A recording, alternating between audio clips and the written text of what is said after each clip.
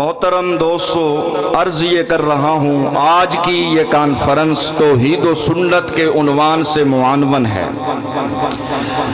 یہ وہ عظیم عنوان ہے جس کی دعوت و تبلیغ کے لیے اللہ تبارک و تعالی نے کم و بیش 1,24,000 انبیاء کرام رسولان اعظام کو مبعوث فرمایا۔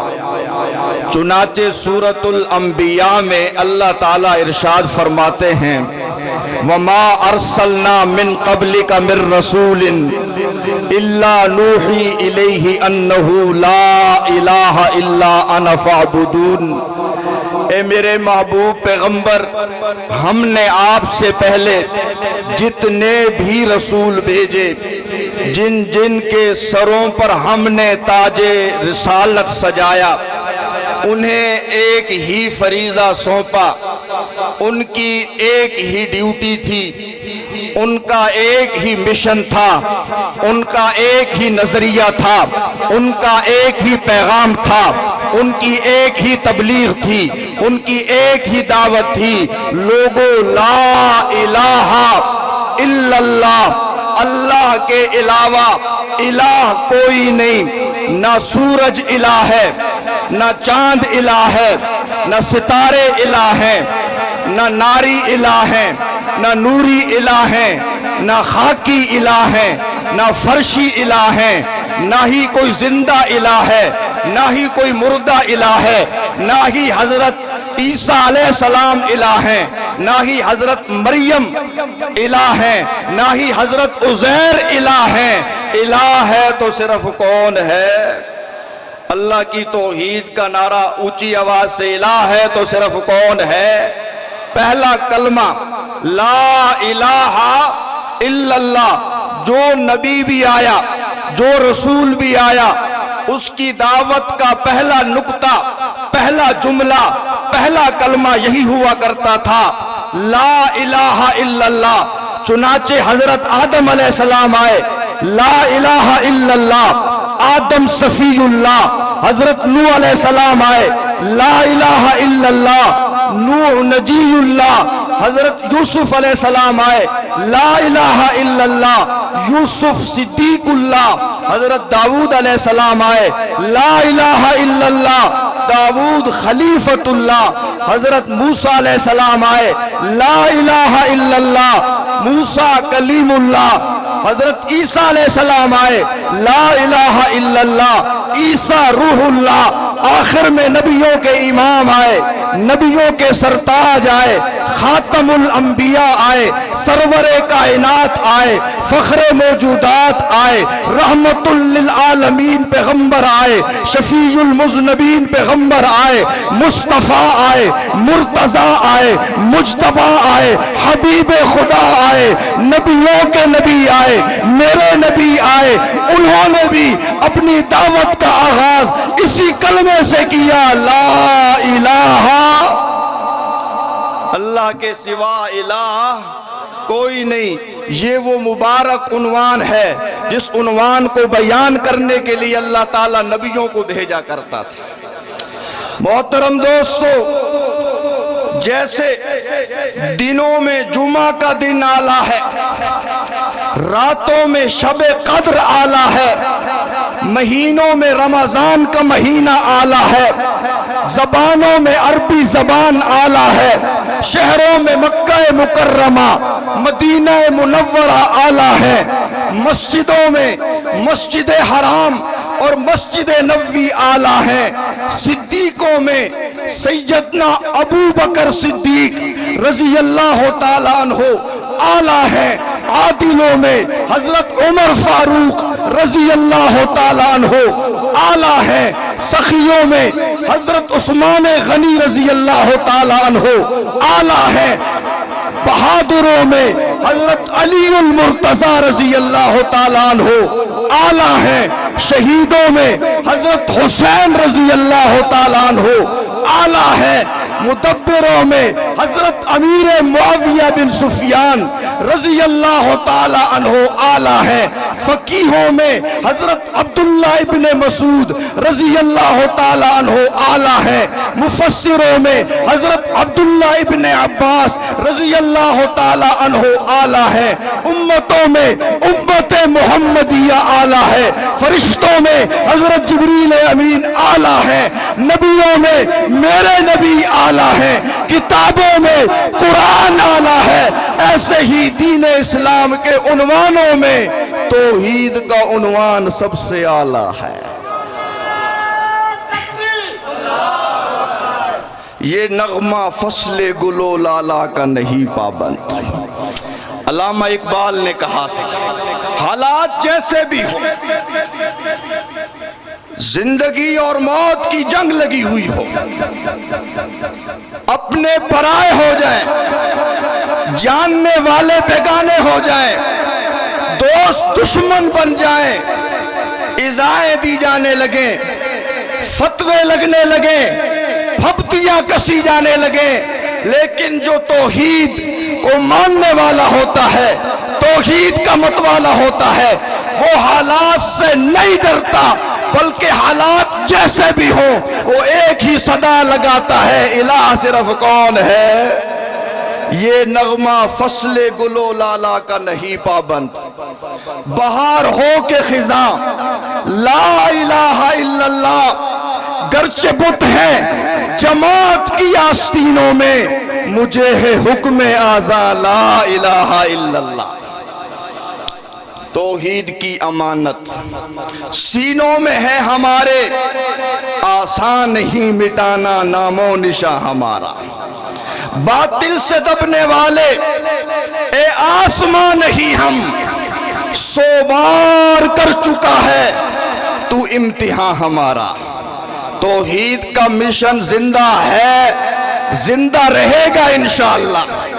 توحید ہے تو یہ جہان ہے، جس دن توحید والا مسئلہ اس جہاں سے مٹ گیا، توحید کو ماننے والا موحد اس دنیا سے چلا گیا، میرے نبی کی حدیث ہے اللہ تعالیٰ اس نظام کو تباہ و برباد کر دیں گے۔ یہ کائنات بنی بھی توحید کے صدقے ہے، اور یہ کائنات رواں دواں بھی توحید کے صدقے ہے۔ عقیدے کی بات سمجھو، اللہ تعالیٰ نے یہ کائنات اپنی توحید کی خاطر سجائی ہے۔ مسئلہ توحید وجہ تخلیق کائنات ہے، مسئلہ توحید مقصود کائنات ہے۔ اگر اللہ تعالیٰ نے توحید کا اظہار نہ کرانا ہوتا، نہ اللہ آسمانوں کو بناتا، نہ زمینوں کو بناتا۔ یہ آسمانوں کی بلندیاں مسئلہ توحید کی خاطر ہے، یہ زمین کی پستیاں مسئلہ توحید کی خاطر ہے، یہ پہاڑوں کی مضبوطیاں مسئلہ توحید کی خاطر ہے، یہ دریاؤں کی طغیانی مسئلہ توحید کی خاطر ہے، یہ پھولوں کی خوشبو، یہ پھلوں کا ذائقہ، اس کائنات کا ایک ایک ذرہ یہ بتا رہا ہے کہ اللہ نے اس کائنات کو صرف اپنی توحید کے لیے بنایا۔ یہ کائنات کسی ہستی کے لیے نہیں بنی۔ یہودیوں نے کہا کہ اگر عزیر نہ ہوتے تو کچھ نہ ہوتا، عیسائیوں نے کہا کہ اگر عیسیٰ نہ ہوتے تو کچھ نہ ہوتا، دوسرے بیلیوں نے کہا، شین نے کہا حضرت علی نہ ہوتے تو کچھ نہ ہوتا، ہمارے سنیوں نے کہا ہم کیوں پیچھے رہیں، انہوں نے کہا محمد صلی اللہ علیہ وسلم نہ ہوتے تو کچھ بھی نہ ہوتا۔ محترم دوستو، دعوت فکر دے رہا ہوں، اٹھاؤ قرآن پاک، اٹھاؤ سیاہ ستہ کی حدیثیں، کوئی ایک آیت دکھا دو، کوئی ایک حدیث دکھا دو جس سے یہ ثابت ہوتا ہو کہ اللہ نے یہ کائنات کسی پیغمبر کے لیے بنائی، کسی ولی کے لیے بنائی ہے، بلکہ قرآن اس کی نفی کرتا ہے۔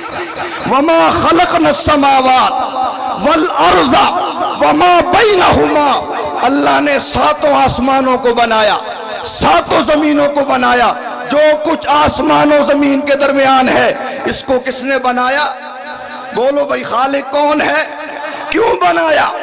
इल्ला बिलहक, हक के इजहार के लिए। कायनात क्यों सजाई गई? हक के इजहार के लिए। हक शुरू होता है ला इलाहा, सबसे बड़ा हक वो है ला इलाहा इल्लल्लाह। मेरे नबी ने फरमाया जब तक एक भी मुवाहिद इस धरती पर मौजूद है ये निजाम चलता रहेगा।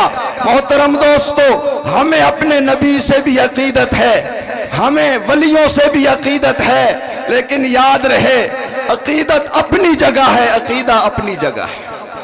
अकीदत ये है कि मेरे नबी से बढ़कर कोई शान वाला नहीं, मेरे नबी से बढ़कर कोई मकाम वाला नहीं।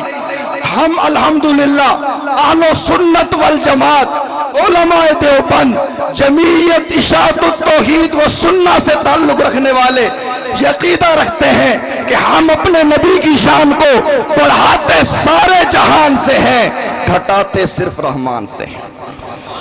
बढ़ाते सारे जहान से है और घटाते सिर्फ।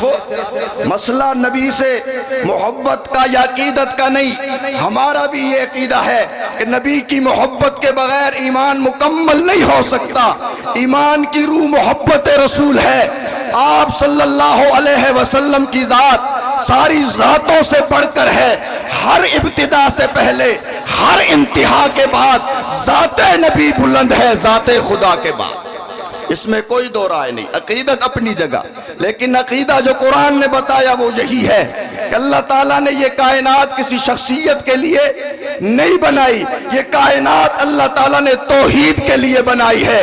मेरे भाइयों, कुरान की 114 सूरतें हैं, सबसे अफजल सूरत एक रिवायत के मुताबिक अल फातिहा अलहम्दु शरीफ है, दूसरी रिवायत के मुताबिक सूरतुल इखलास है। सूरतुल फातिहा में भी तौहीद का बयान है और सूरतुल इखलास में भी तौहीद का बयान है। ये वो अजीम मज़मून है कि जिस सूरत में आया उस सूरत को कुरान की सारी सूरतों से आला कर दिया। कुरान की 6000 से ज़ायद आयत है। सबसे अफजल आयत आयतुल कुर्सी है। आयतुल कुर्सी में नमाज वाला मसला नहीं है, रोजे वाला मसला नहीं है, ज़कात वाला मसला नहीं है, जिहाद वाला मसला नहीं है। एक ही मसला है, अल्लाह ला इलाहा, अल्लाह के सिवा इलाह वो होता है जिसके अंदर दो सिफ्तें पाई जाएं। पहली सिफ्त वो सब कुछ जानता हो, दूसरी सिफ्त वो सब कुछ कर सकता हो। यानी पहली सिफ्त आलिमुल गैब होना, दूसरी सिफ्त मुख्तार कुल होना। आलिमुल गैब होना ये भी खासा है तो सिर्फ किसका? मुख्तार कुल होना ये भी खासा है तो सिर्फ किसका? मेरे नबी भी आलिमुल गैब नहीं, मेरे नबी भी मुख्तार कुल नहीं। जब मेरे नबी आलिमुल गैब नहीं, जब मेरे नबी मुख्तार कुल नहीं, तो फिर और कोई हस्ती भी आलिमुल गैब मुख्तार कुल। आप सल्लल्लाहु अलैहि वसल्लम अगर आलिमुल गैब होते, इफ्के आयशा का मामला उठता। हजरत आयशा रजी अल्लाह ताला अन्हा पर जो तोहमत लगी, 40 दिन तक तूफान बदतमीजी बरपा रहा। मेरे नबी मशवरे करते रहे, मेरे नबी ने हजरत आयशा को रुखसत कर दिया। आपका मशवरे करना, आपका हजरत आयशा को रुखसत करना इस बात की दलील है कि आप भी गैब के इल्म, गैब का मामला आप भी अगर आप जानते होते, आप उसी वक्त कह देते हजरत आयशा पाक दामन है, मुनाफिक झूठे हैं। जब तक अल्लाह ने नहीं बताया मेरे नबी को भी पता नहीं चला। अगर मेरे नबी मुख्तार कुल होते तो बताओ अबू लहब कुफर की मौत मरता, अबू जहल कुफर की मौत मरता? हर किस ना मरते। मेरे नबी ये चाहते थे कि सब मुसलमान हो जाएं, लेकिन मेरे नबी के चाहने के बावजूद अक्सरियत ने नहीं माना, चंद लोगों ने माना। ये इस बात की दलील है कि मेरे नबी भी मुख्तार कुल। मुख्तार कुल सिर्फ कौन है? इलाह वो होता है जो सब कुछ जाने और सब कुछ कर सके। ये दो सिफ्तें सिर्फ किस में हैं? मेरे भाइयों, इस मुबारक उन्वान पे हम इकट्ठे हुए हैं। इंशाअल्लाह आज के जो हमारे मेहमान खुसूसी हैं वो आपके जज्बात को गरमाएंगे। अब मैं दावत खिताब देने जा रहा हूँ। ساتھی اگر آگے تشریف لے آئیں گے، یہ آپ کی محبت ہے، یہ آپ کے لیے انشاءاللہ اجر سے خالی نہیں ہے۔ دور دور سے مہمان سفر کر کے آپ کے پاس آ رہے ہیں، تو اگر آپ چند قدم اٹھ کے آگے آ جائیں گے تو یہ آپ کا اخلاق ہے، آپ کی طرف سے آنے والے مہمان کی عزت افزائی ہے، بعد میں جو لوگ آئیں گے ان کے لیے بھی آسانی ہوگی۔ اب میں دعوت خطاب دینے جا رہا ہوں، واعظ خوش الحان، انداز ملتانی